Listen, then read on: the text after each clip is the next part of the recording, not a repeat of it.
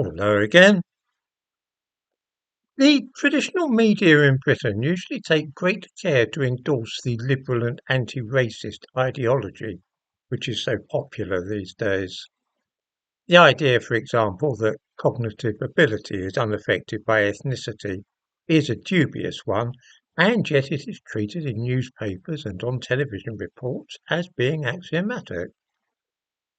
Let's face it, nobody wishes to be accused of racism, especially since the death of George Floyd and the Black Lives Matter disorders which followed it. Critical race theory and decolonisation and anti-racism are an integral part of mainstream thinking, whether in commercial companies, charities or public bodies such as the fire brigade or police. It would be a brave person who suggested that black people were inherently less intelligent than those who were white, and the man or woman who did advance such a radical and unpopular idea would expect to be cancelled, to use some modern jargon. And yet, from time to time, somebody lets the cat out of the bag, and nobody even notices the implications. In the description to this video, I give a link to an article from the Metro newspaper, which is given out free to commuters at London tube stations.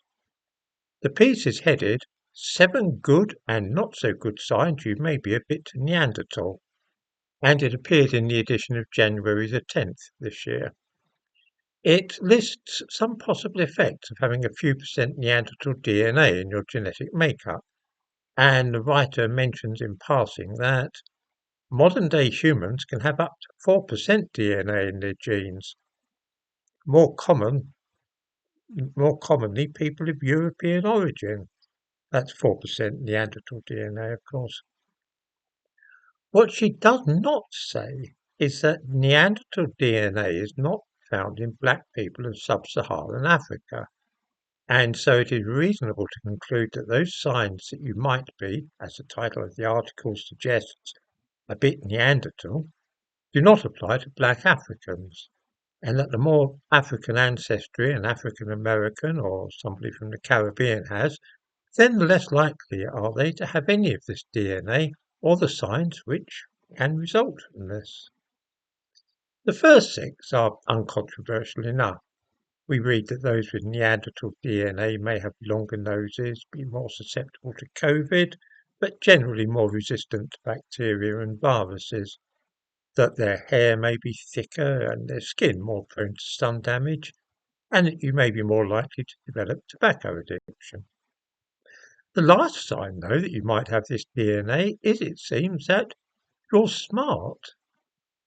We are told that not only were Neanderthals strong and healthy, they were smarter than often given credit for, and one of the genes that contributed, microcephalin, is thought to have contributed to Homo sapiens' massive brains. This is perfectly true, but imagine if instead of writing the article as being signs that you have Neanderthal DNA, the author had worded it the other way round, as 7 signs that you lacked Neanderthal DNA.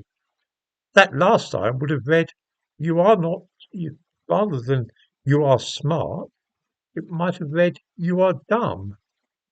Since such a piece about the lack of DNA from Neanderthals could only have been addressed to black people of African heritage, one can imagine how this might have raised eyebrows a little.